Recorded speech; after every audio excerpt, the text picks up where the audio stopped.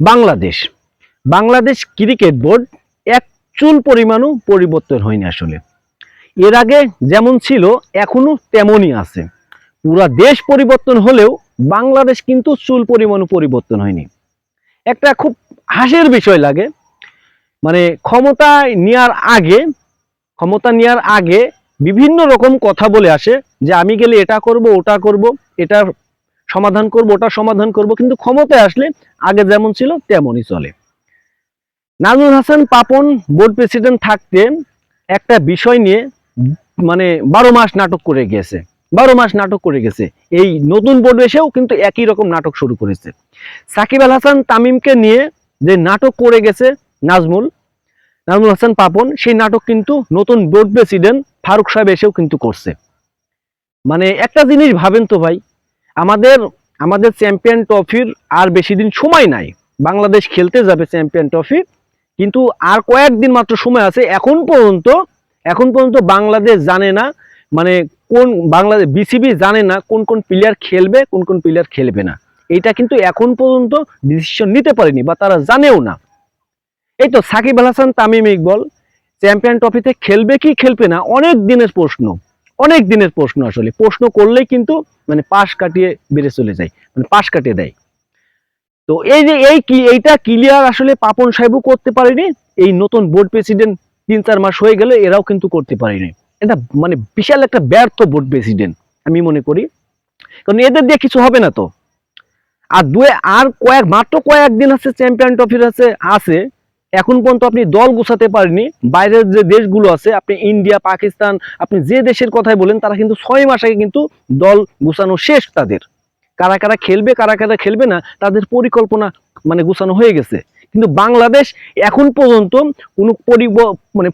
কোনো একটা পরিকল্পনা তো নাই ভাই, কারা কারা খেলবে। এখন পর্যন্ত সাকিব তামিম সত্যিই কি খেলবে এটাও কিন্তু জানে না, তাদের কাছে তাদের প্রশ্ন করা হলে তাদের মানে এমন একটা অ্যান্সার দেয় যা আছে মনে করেন যে মাথাটা চিট করে আছে মনে করে জ্বলে যায়। এমন একটা অ্যান্সার দেবে মানে আছে মাথাটা গরম হয়ে যায়। মানে এমন এমন একটা অ্যান্সার দেবে যে তাকে প্রশ্ন করা হয়েছিল যে সাকিব তামিম আছে এই চ্যাম্পিয়ন ট্রফিতে খেলবে কিনা। তারা এমন ভাবে কয় যে আছে তারা যে কোনো ক্রিকেট ছেড়েনি, এখনো বিদায় নিয়নি, মানে অবসর নিয়নি, তারা তো দলে থাকতেই পারে, দলে আসতেই পারে। ভাই এখন তো মাশরাফিও তো অবসর নেয়নি, মাশরাফি কি দলে আসবে? আপনাদের পরিকল্পনার ভিতরে আছে?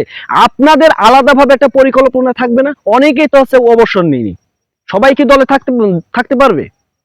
আপনাদের তো একটা আলাদাভাবে পরিকল্পনা থাকা উচিত যে এই কটা প্লেয়ার আছে আপনার চ্যাম্পিয়ন ট্রফিতে খেলবে বা বিশ্বকাপ খেলবে বা এশিয়া কাপ খেলবে, যেটাই হোক আপনাদের ভিতরে এইটা থাকতে হবে না?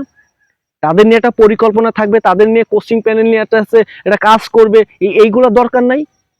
ও এই আপনারা কালকে বিশ্বকাপ, আজকে হট করে যে গাড়িতে তুলে দিলেন সে গরুর পালের মতন, তারা যায় বিশ্বকাপ ভালো খেলবে, এটা মুখের কথা, তাই না? খেলা কি আপনি সে আপনার বাড়ির মতন ভাবেন যে এইভাবে খেলা হয়ে যাবে? আরে নাজমুল হাসান পাপনের বোর্ড থাকতে তো খেলাটা তো ভালো খেলতো, মানে প্লেয়াররা ভালো মাঠে খেলার তো ভালো খেলতো, হয়তো বা বিতর্ক ছিল বোর্ডে, কিন্তু খেলা কিন্তু তারা ভালো খেলতো। কিন্তু এই প্রেসিডেন্ট এসে মাঠের খেলাও একদমই যাচ্ছে তাই, বোর্ড প্রেসিডেন্টের মানে কার্যকলাপ গুলাও একদম যাচ্ছে তাই।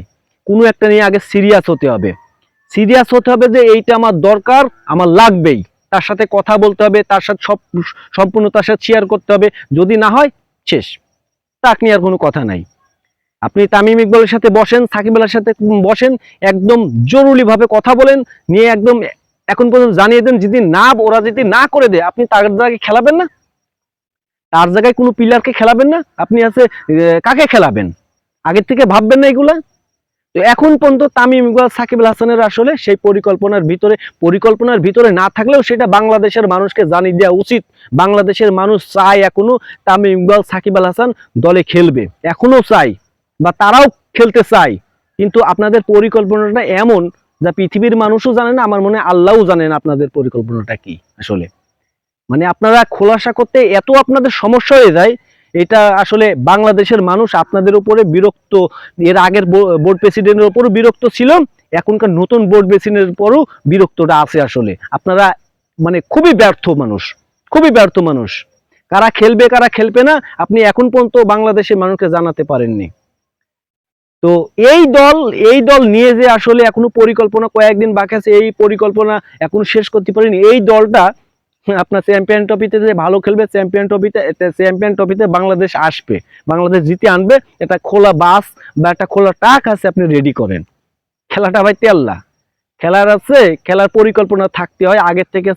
মানে পরিকল্পনা খুবই হার্ডভাবে রাখতে হয়। আপনাদের কোনো পরিকল্পনা তো নাই, আপনারা খুবই ফালতু, একদমই ফালতু বোর্ড বাংলাদেশ ক্রিকেট বোর্ড।